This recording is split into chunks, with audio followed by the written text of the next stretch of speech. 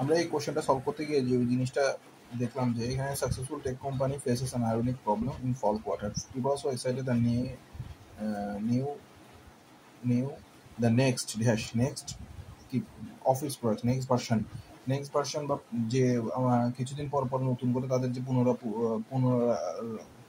নতুন করে ভার্সন বেরোয় সেই বিষয়ে বলা হয়েছে। এবং which will be released over the holiday, যেটা সামনে হলিডেতে রিলিজ হতে যাচ্ছে, but they refuse the purchase.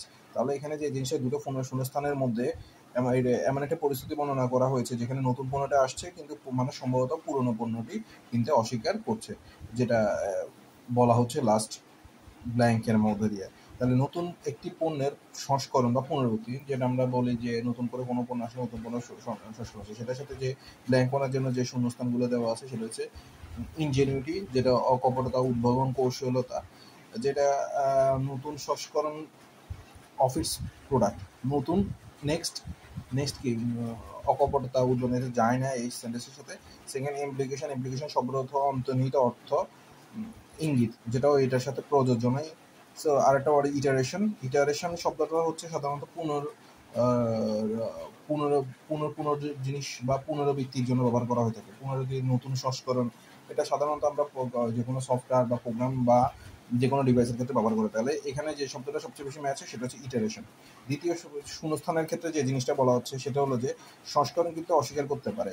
People purchase the version, তাহলে এখানে বলা আছে refuse, they refuse purchase the version, তাহলে তারা অস্বীকার করবে কি ভার্সন, সেটা আমরা এখানে দেখবো। সেটা হচ্ছে অবসোলেট বলা হয়েছে। অবসোলেট মানে অপ্রচলিত বা বাতিল বা পুরনো, কারেন্ট মানে বর্তমান প্রচলিত, আর প্র্যাকটিক্যাল আমরা যেটা বুঝে থাকি। তাহলে এখানে যে জিনিসটা আসবে সেটা হচ্ছে কারেন্ট, কারণ হচ্ছে বর্তমান ভার্সনের কথা। তাহলে হবে কি they refuse to purchase the current version, যেহেতু নতুন ভার্সন আসতেছে তাই তারা কারেন্ট ভার্সনটাই নিতে অনাগ্রহী দেখে।